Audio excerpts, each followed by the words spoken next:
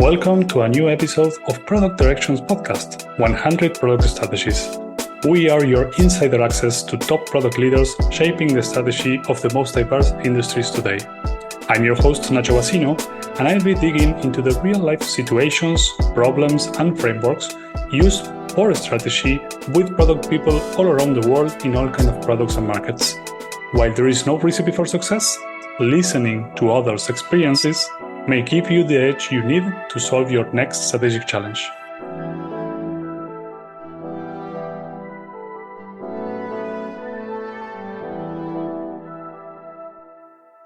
Hello and welcome to a new episode.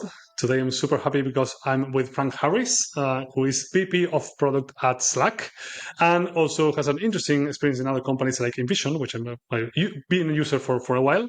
And without making too many spoilers, I want to focus again on the platform side of things, which we recently covered with VP of Product from Miro, but I would love to get your perspective as well. But anyways, Frank, welcome to the show. Thank you. Thank you for having me. And maybe to do a proper introduction about yourself, can you tell the audience a bit more about you, your background, and what you are doing lately? Sure. So I'm at Slack. I'm VP of Product Platform at Slack. And when we say platform, we mean the developer platform. So not the internal platform, but the platform that our customers interact with. So that's everything from installing apps in our third-party marketplace to help people create apps, whether those are partners or customers that might write their own integrations with Slack. But our goal is for you to do more and more work within Slack. And we know that every organization has a ton of tools, so we need to provide a way for you to integrate those tools within Slack. So that's what my team focuses on. My path into product is a bit different. That said, I feel like every leader I've met doesn't have a straight path, so maybe that's just how it is. But I actually began my career as an engineer. So when I was a kid, I'm a bit old, but when I was a kid, my parents didn't buy me a Nintendo or a Sega Genesis. Instead, they bought me a Commodore 64, and then after that, I had a Pentium 8086 machine, super slow. But I'm a big nerd, and I started building computers, and then taking computers apart, and sometimes they would work, and sometimes they wouldn't. And then the web came along when I was in high school, and I started view sourcing on pages to understand how they worked. So I was self-taught engineer. It was my first job out of college. I still write code today, just no one pays me to do it. But I was that for a bit, and then about 17 years ago, I moved to New York, which is where I live today, and I joined Google. And I joined Google as a UX designer. So I was that for a bit at Google for about 5 or so years, and then I joined Etsy when they were about 110 people as a product manager. I thought I was interviewing for a design role, but at the end they offered me a PM role, and I was shocked. Trick you into product management. Yeah. So that's how it started, and that was about 10 years ago, I guess now. Maybe a little bit more than that. But since then, been building teams, working pre-IPO, post-IPO, large companies, super small companies, but more in a leadership capacity with building teams. Yeah. Okay, that sounds awesome. But since you have been now a good 2 years at Slack, I assume. Good to you. I actually just hit my anniversary at the beginning of the month. So yeah, it's Okay, crazy. nice. It does not feel like 2 years. Nice.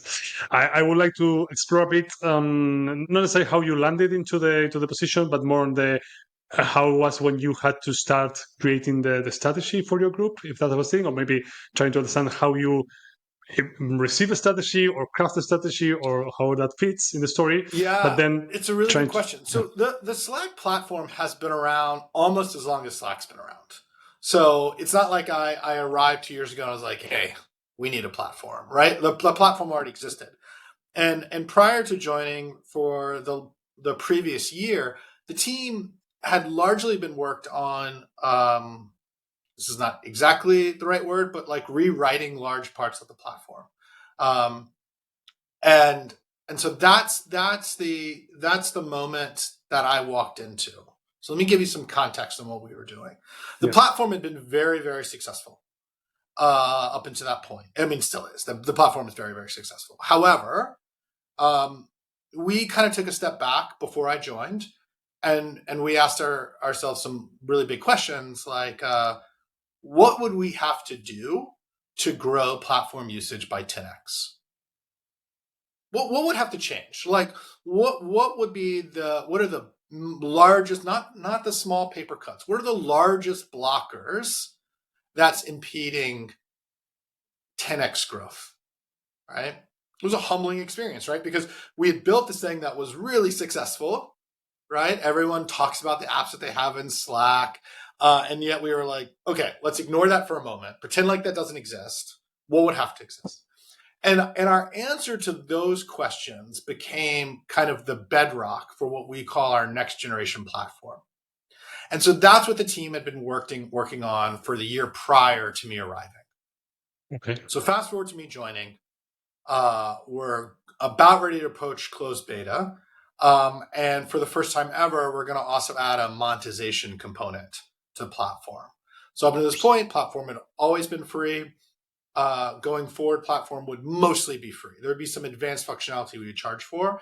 And so that's when I joined. I joined as we thought about what that go-to-market motion looked like to our customers, to our sales team, to enablement within Slack.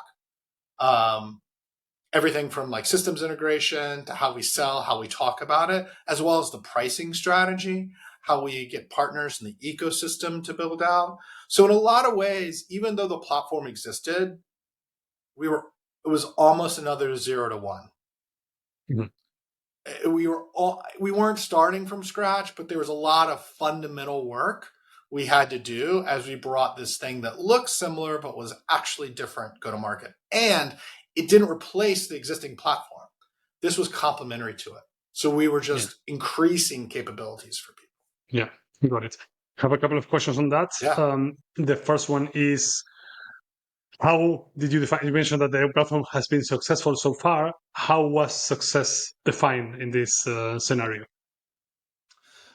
Yeah, so I mean, there's a few different ways we can think about success, right? So we have we look at the number of apps people have built, right?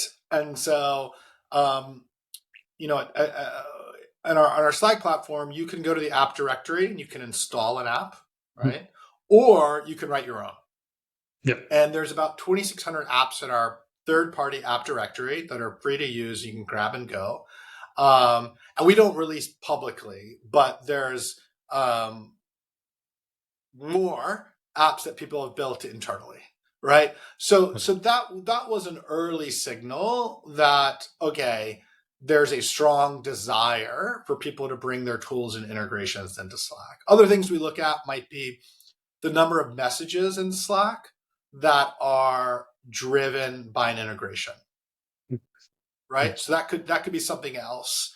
The average enterprise has 1,000 pieces of software, which is just mind blowing. Yeah, it's funny. Every time I talk to customers about this, I just get head nodding. And usually I'm talking to like the teams that are responsible, and they don't smile. It's closer to crying when, and like, no, we have more than that. But that's a lot of tools, and every time you switch from Slack to another tool, you're less efficient, right? Research shows it takes 10 minutes to get back into the flow when you switch. Yeah. And so this is a huge opportunity for us and a huge opportunity for customers to improve their efficiency and productivity by being able to do more work within Slack, and integrations is the cornerstone of that. That's interesting because maybe it goes into my direction. I don't want to get too deep before talking about strategy, but that sounds also very hard to measure. That's why I was asking about the success criteria, because at the end of the day, if you want to be this glue that corrects things, I'm not sure, you cannot take inventory of what all companies have or things like that. So maybe this new phase, are you thinking about these metrics differently? I mean, so yeah, we can explore that more. I mean, I think one of the things that product people, and I say that with love, a lot of love, they I think they do is we overcomplicate metrics maybe too quickly, especially starting off, right? So the earliest signal for a platform being successful is, integrations. Do people have integrations? Then you might think about how often they're used. You might think about how they're who uses them, right? So as an example, um, I mean, broad statement here, right? But an integration that's used by everyone in your organization tends to be more valuable than an integration that's used by a couple of people in your organization. That's not always true, okay? But like super broad strokes, right? And so you can keep adding additional layers, but I try to start the most basic, simple thing that gives me initial direction, and then I make it more sophisticated over time, right? So you could think about Yeah. diversity of users, you could think about frequency of use, you could think about uh, departments that use these integrations, right? You could think about all of this. You can do without actually having to spend a lot of time talking to the customer, right? But if you had time to talk to the customer, you could also do case studies on particular integrations. Tell me how you use this integration. Tell me if you didn't have this integration, what would your process be, right? You could even get more sophisticated. You could think about like the amount of hours that you save, or the amount of you could convert those hours into money if you knew people's salary, right? Mm. But at the moment, the frequency of use and diversity of users um, really help drive a lot of strategy as we think about it.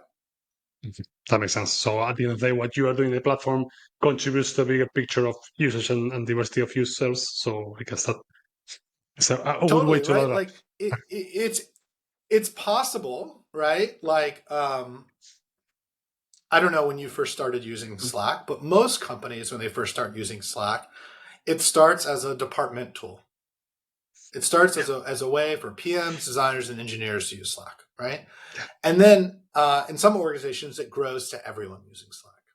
And that's a Mhm. process that could happen in months, it could happen in years, it could happen in weeks, right?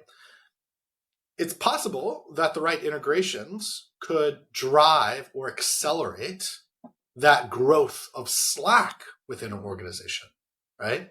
Yeah. And that's also really valuable to us. An example of that might be um, people submitting their time off reports, or Mhm. expense approving, or um, interview feedback when they're interviewing a candidate. Now, these are things that everyone in an organization has to do, not just people in tech, right? Yeah. And generally speaking, people hate those tools. And so if you could do those tools within Slack, that might make sense then for more people in your organization to have Slack, right? Yeah. Yeah. That's another way we Got it. think about it. Yeah. Love it. Love it. Then, with all that context and my diversion questions, let's go back in track. You mentioned that you champagne when this thing is ongoing, so this transformation is ongoing. Um, Does it have already go-to-market strategy? Does it have already a vision? Well, a vision, I assume yes, because you mentioned kind of this 10x growth behind it. But what tools did you have? How do they look like when you joined? Um, the team had prior to joining, as I said, the team had been really heads down on building the platform, like, Yeah. and that makes sense, right? Yeah. But if I were to use like a metaphor here, the team had spent a lot of time building the foundation of the house and the bricks. Mhm. Maybe they started thinking about where the windows of the house should be, um, but they had not yet built a brochure on the sort of houses you can build, if that makes sense. Yeah. Um, Nice. and so Mhm. at the end of the day, in enterprise software, the most successful people in enterprise software, and this is also probably true of just selling in general, Customers want to buy a solution to their problems. They're not usually looking to buy materials. I'm looking for a house. I'm not looking for bricks. If I buy a house, it might have bricks. That's great. Okay. But I'm not like, oh, I need 1,000 bricks. Yeah. So that's where I first started to focus on what are the houses that we're selling? Are we selling a vacation home? Okay, cool. We're selling a vacation home by the sea. Well, should we sell a vacation home in the mountains for skiing? Like, what are the different solutions that our platform can support? Now, the fact of the matter is a platform can support an unlimited number of solutions, but What's that? we have to start with some inspiration, right? The showcase. And so pretty early started working with product marketing, test driving some of that with the sales team. How does this resonate? The other thing too is that the sales team is already, they're having to sell houses for, so to speak, for Slack as a whole when they talk with customers. And so it's also understanding what is their existing pitch and how does this fit? How does our story fit into it? None of this needs to change what we built. This is largely a positioning exercise, but it's a very important one because if it doesn't resonate, then no one discovers the platform. Yeah. Not no one, but it limits the adoption of the platform. So narratives, pitch decks, conversations like this, whiteboarding. Those are some of the earliest things. Yeah. Two questions to that. The first one is you have so you have been building this new platform because you already have the ambition to grow 10x. It won't sound like a complaint, but why haven't the company itself, because you were not there yet, haven't thought about it yet? Because I'm building a thing, I'm not sure it will fly. So that was kind of my question. Shouldn't this be a two-sided exercise before building it? Yeah, and so maybe I'm doing a bit of disservice. The team had thought about these things, but to the depth that you need to bring the sales team along, it wasn't the right timing until now. Okay. Because the sales team couldn't sell it until now, right? Yeah. So, it would be unfair to say that we hadn't thought about the solutions. We hadn't yet built their narrative to the degree that was necessary to start involving the sales team. Look, it's possible that we should have done that sooner, right? But hindsight's 2020. But I would say that maybe that answers your question there.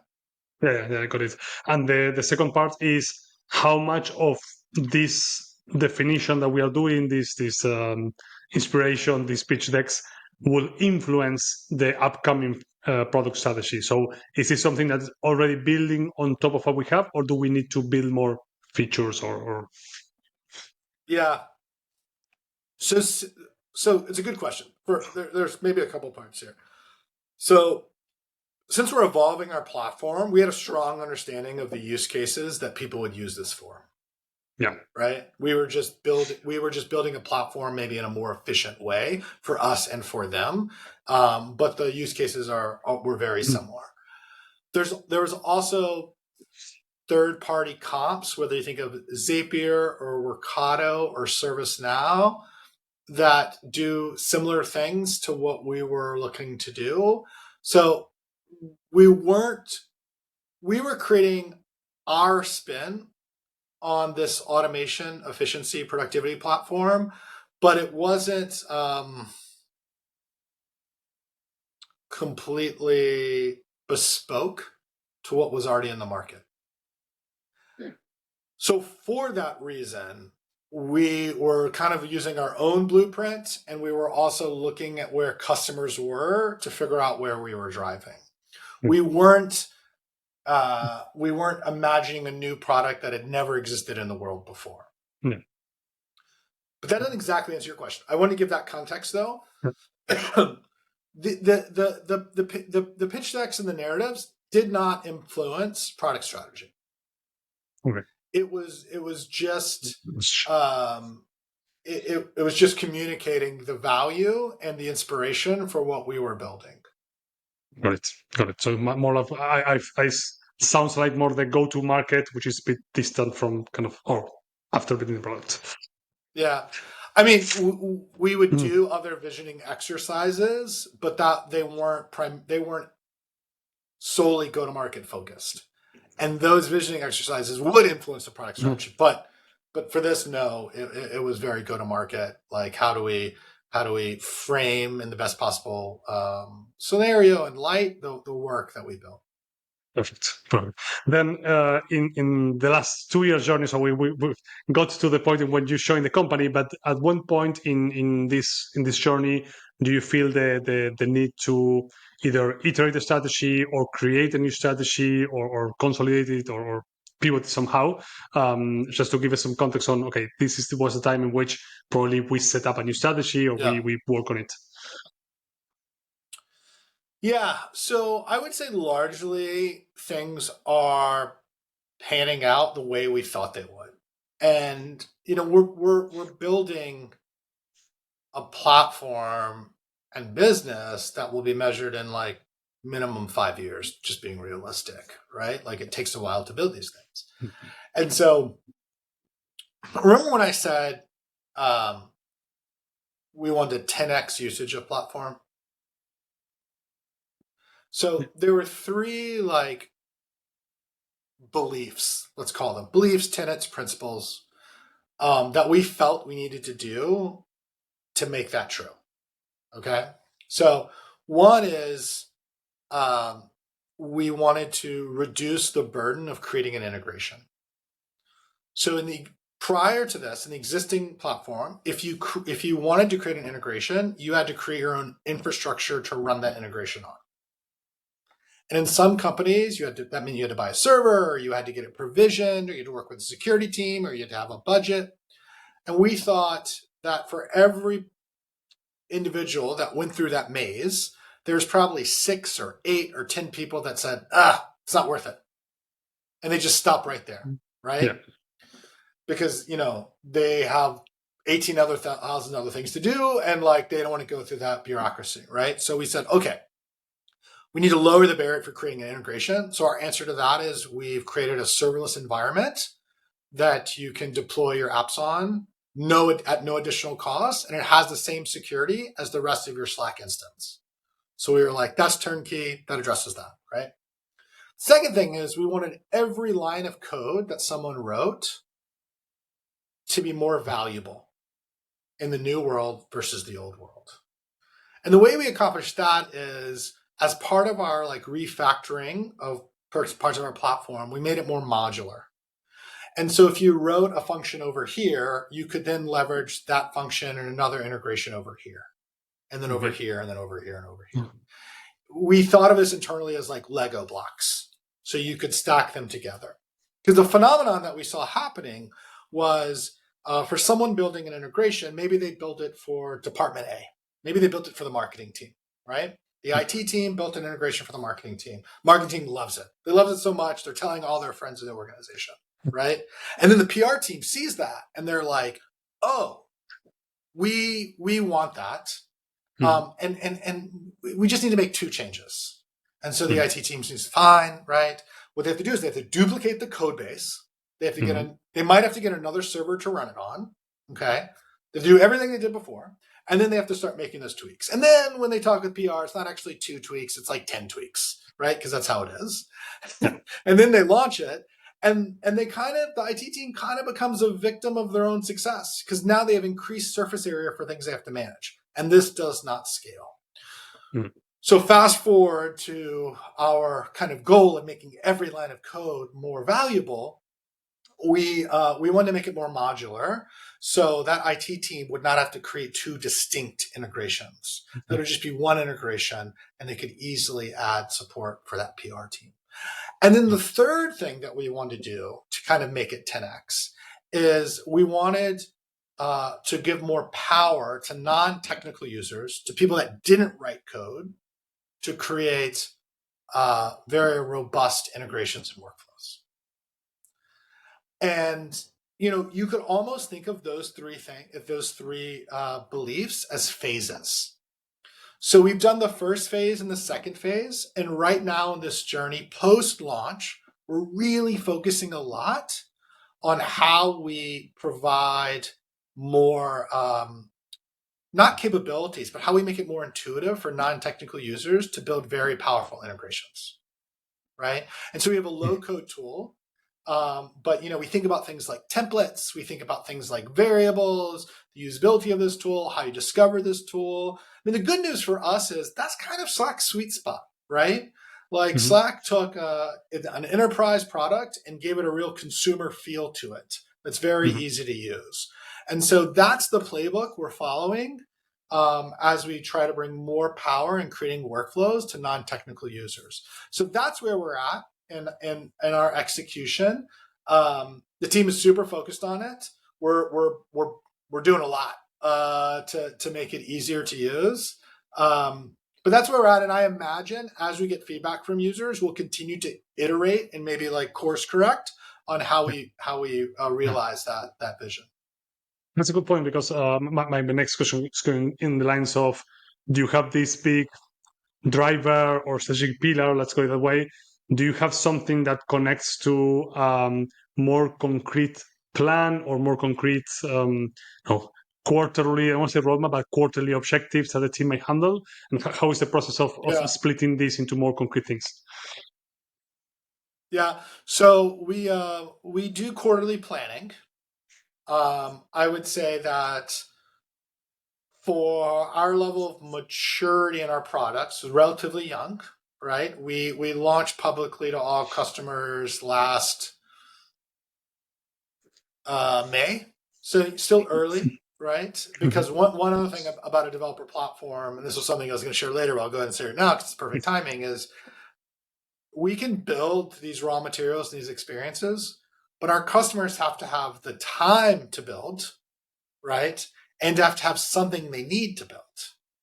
And so those have to align.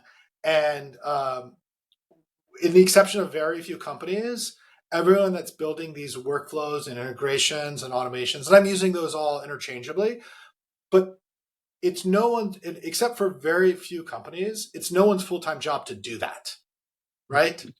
The people that build them are like intrinsically motivated to improve their life and their life of their colleagues, and they do it maybe during like a hack week or if it's a slow time during the holidays or a code freeze or something like that. So we're really early in our journey because things have to take time. But we plan quarterly with our product. We have a pretty good idea of where we want to go 2 quarters out. And it's just that it's a plan. Like we'll use feedback to kind of iterate. But as we think about driving more adoption, here are some areas that we're thinking about. We're thinking about templates a lot. The majority of workflows that are used with the highest frequency come from templates, right? Which makes sense. Right. So it's a form of inspiration. We think about that.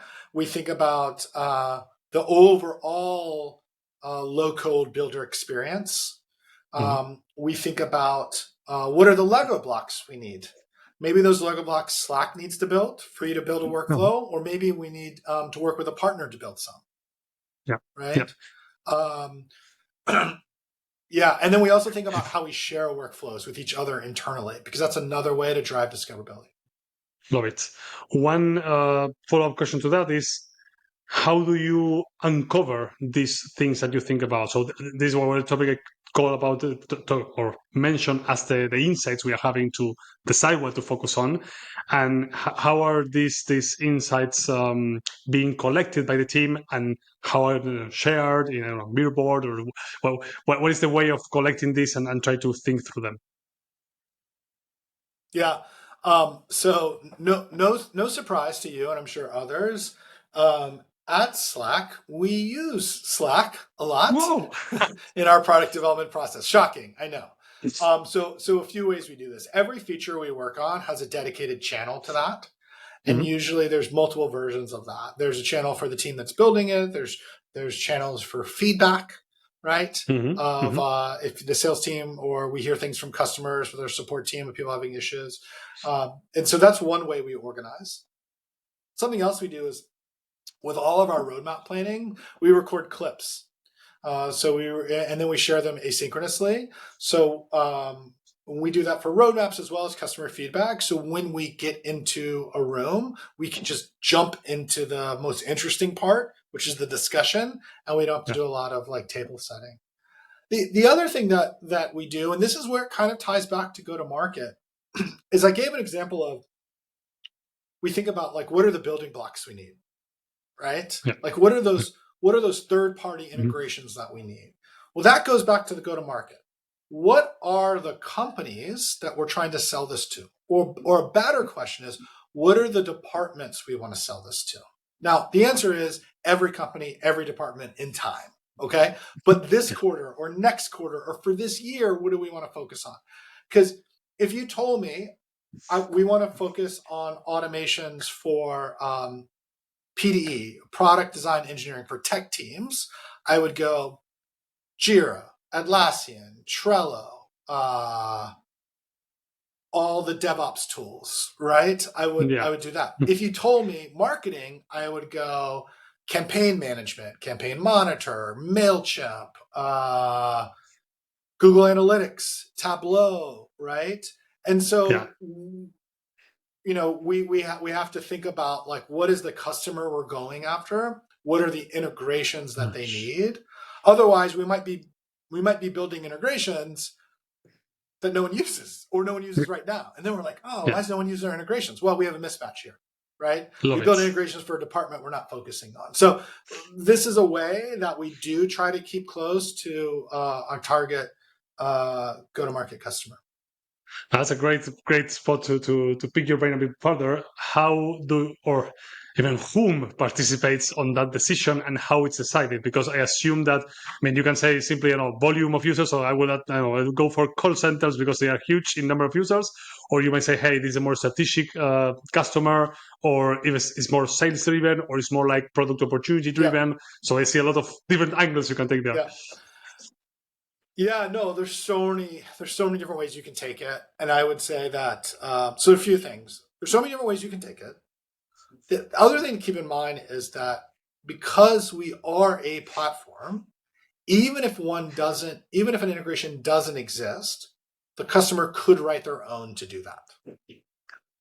So that's a bit of an escape hatch. Or maybe if it's a really important customer, maybe we write it for them, right? Yeah. So that allows us to be very laser focused on certain departments, but we still have an out, if you will, if we need to.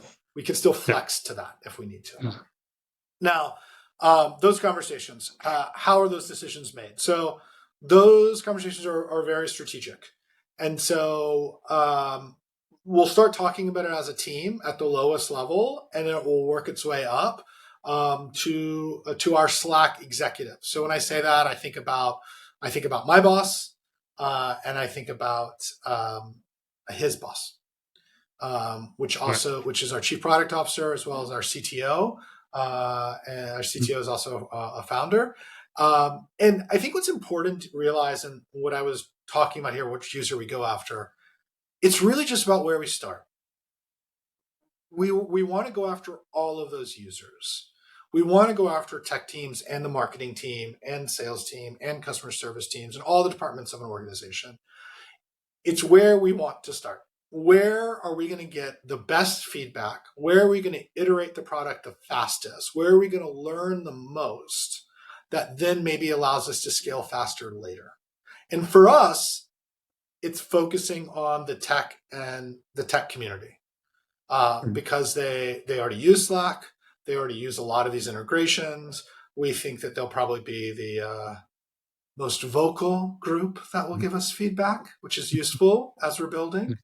And we believe if we can get that demanding customer right, then we can those learnings will be able to scale, and then it's a quicker on ramp, right? So for us, that's how we approached it. But it's a sequencing thing. it's not a we don't ever want to go after this customer. It's just sequence of when to start. Yeah, that makes sense. That makes sense. Maybe a follow-up question on this selection. So now we have how we select the right customer. Um, then you have, as you said, kind of probably multiple options on what to integrate, or even how to evolve the platform to enable more integrations. The question I have more is around how do you prioritize versus the KPIs you are pursuing, and maybe just to clarify what's on my head is the and you mentioned this a few times, maybe the indicators you have are very lagging indicators. So we say, I want to improve usage, but the usage will come Yeah, after someone realizes there is a platform, starts building it, put it into the marketplace, and yeah, user yeah, adopt yeah. it. So very long cycle. So it's imperfect, okay, and we're you're 100% right. If we're only measuring at the end of the funnel, that's not good. and this is well, we're just not going to move fast enough. Yeah. So there's some proxy metrics we look at, and we kind of stitch these together, right? So I'll give you an example. Well, let me also take a step back and say there's different KPIs here, right? There could be we want to empower more developers to create integrations. There could be we want to empower non-technical users to create integrations. And then there's another one, which is arguably the most valuable. We want more integrations to run. Mm-hmm. We don't care who creates them. We just want them Yeah. to run more often, Execution right? of yeah. And so like we need to think about all three of those. Now they're layered and they're complementary, right? You can only run what exists. Mm-hmm. You can't run integration that doesn't exist. Yeah. So for on the developer side, we might look at like SDK downloads, tooling downloads. So we've created some tooling. Are people downloading the tooling? If they're not, then they're not going to build anything, right? We might look at sandbox environments that are created. People don't, even Slack integrations, people do not want to build in production, right? So they're going to set up a separate instance so they start testing, right? So those are really good early green shoots. Now, I also said that the majority of workflows and integrations are come from templates. Yeah. Right. So if we want to drive more creation, one might say we need to create a lot more templates. Right. Yeah. And it's like because of that relationship, we believe if we create more templates, it'll lead to more creations, which will lead to more runs. So that's how we try to decompose it a bit. Right. We might also look at how often a workflow is shared. Right. Yeah. Or we might look at when a workflow runs in a channel, how many other people are in that channel? That could be a proxy for how useful it is, right? So it's not perfect, but we look for these proxy metrics that we have validated and know to be true, at least at an earlier scale, and we try to push on those. And then we measure the end of the funnel.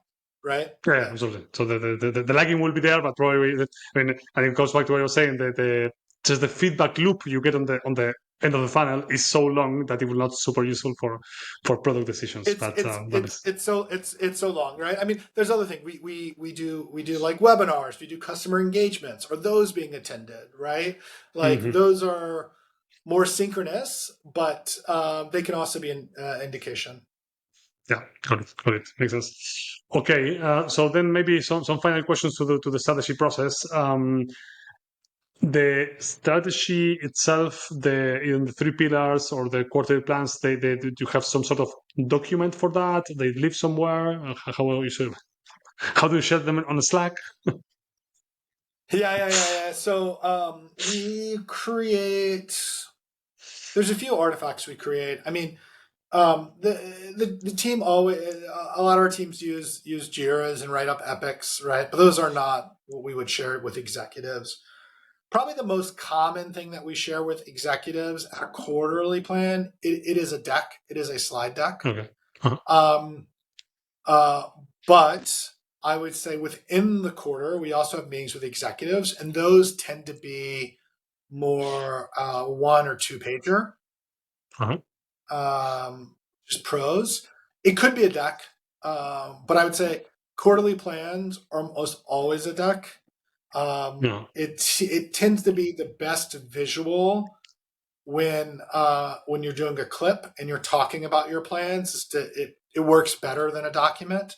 But when we have small group meetings and we talk about our progress throughout the quarter, those commonly are documents. Yeah. Um, Perfect. we try not to be super rigid on process.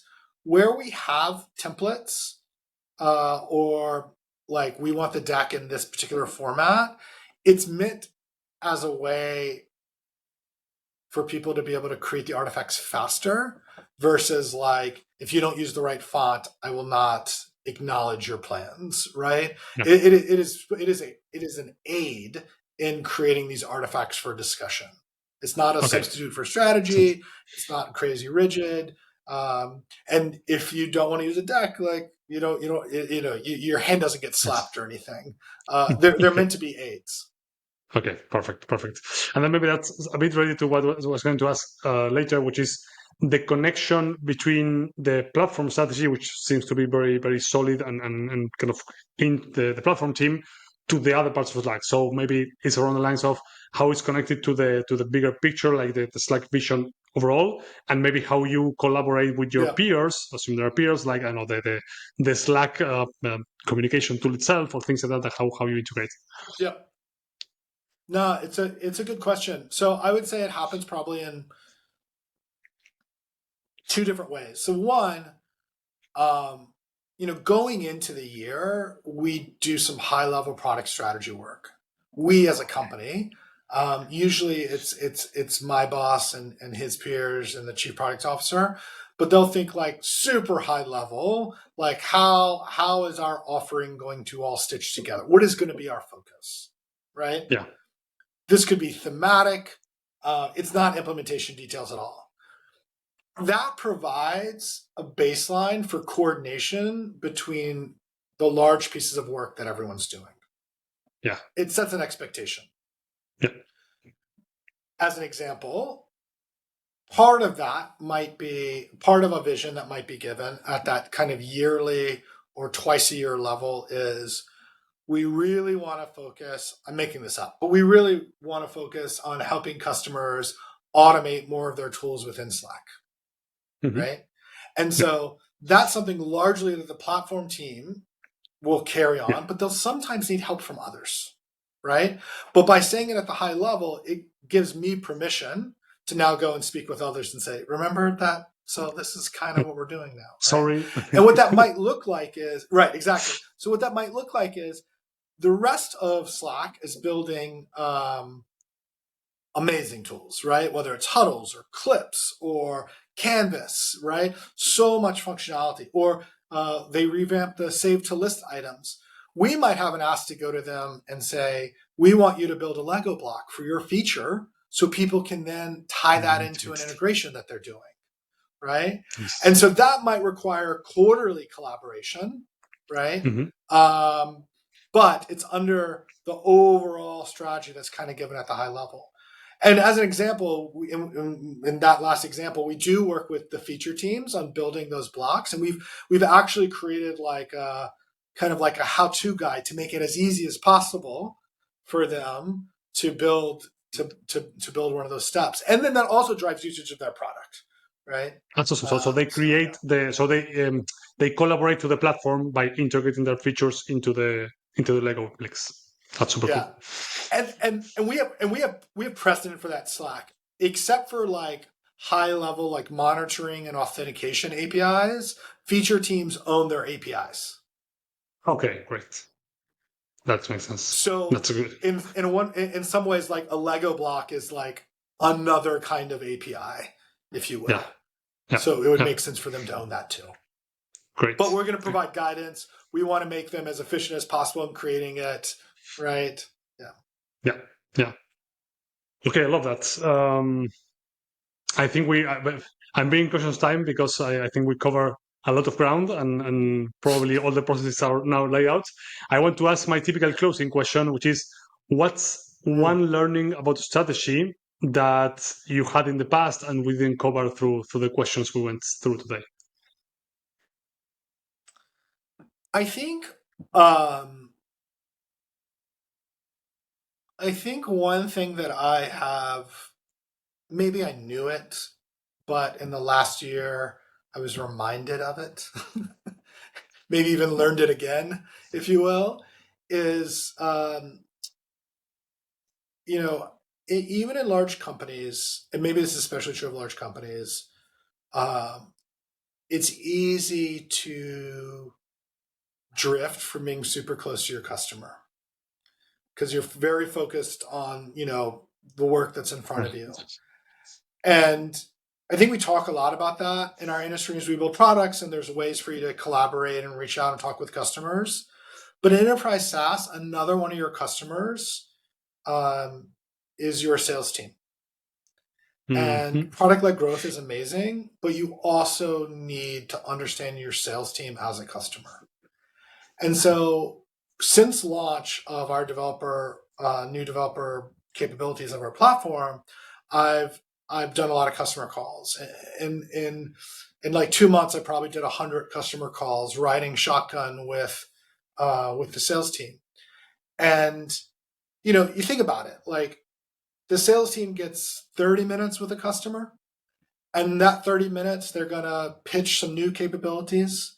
But that's probably only going to be about 10 minutes because the rest of the time they want to listen and understand their problems. And then hopefully, if it resonates enough, they'll then come back and they'll follow up conversation, right? Yeah. 10 minutes. 10 minutes to get everything that you want to talk about across to your customer, and looking at like what the sales teams are going to talk about what they understand the most. Sales teams are going to talk about what they're most confident about. And if they don't understand the product that you're working on, or if they're not confident, or they don't feel like they have the right talk track to talk to customers about it in the way that it will serve, they're just not going to talk about it with them. They're just not, because there's more than enough content for everything that's being built to talk to a customer about to fill that 10 minutes. So how do you get that 10 minutes? And I think it requires a super close collaboration with sales. Otherwise, like, you're closing off that adoption path. That doesn't, maybe that's okay, right? Maybe that means you need to double down on product-led growth if you can't. But for me, I want all the things. I want product-led growth and I want top-down sales. Okay. I don't want. What we're doing is hard enough. Like I don't want to add any more limits to what we're doing and obstacles, right? So I want everyone to preach the gospel, and that requires real work in collaboration with sales team. It does not happen for free. Yeah, I love it. And so there is no need for one or the other, so you can do both, product-led and sales-led. And the other thing I reflecting what you were saying, I think super important, is the previous work that you mentioned around positioning. And that's not a product work, that's a cross function work with marketing, with sales, with probably other folks. And it should be the foundation of your product strategy. I mean, going back to what you were saying, you need to make sure that these 10 minutes that sales is spending talking with the customer is related to what you are building on the product strategy. And the best way to do it is to align that previously on the position. That's right. And I agree with you. That messaging is cross-functional work. I'll give you one more slight learning that I've had, one more small, tiny learning. And that is, when you're building a really technical product, yes, it's cross-functional, but I think it requires more of the product team to educate and drive that messaging and positioning with the other people in the organization. And I think that's necessary because it's a technical product, right? Yeah. And you understand that better than your cross-functional partners, which are likely not technical. Yeah. It's marriage. You need to work together, but maybe in like a more consumer offering, the heavy lifting doesn't need to be done by the product team. I think in a technical product, it does.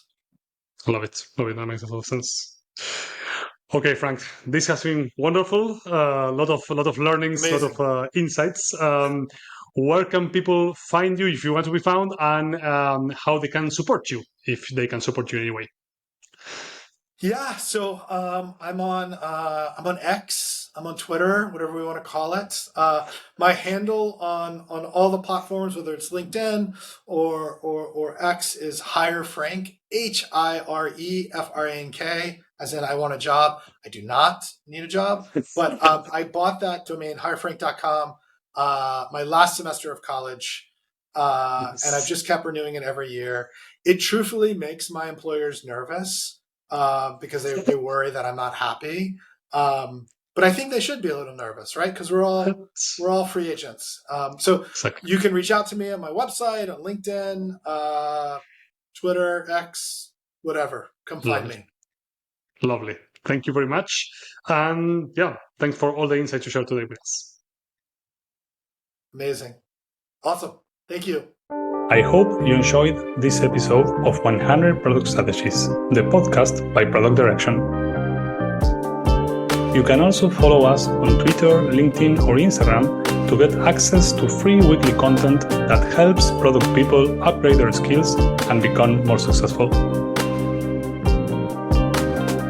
You can access more material, promotional trainings, and be notified of every episode of the show with Product Direction's weekly newsletter.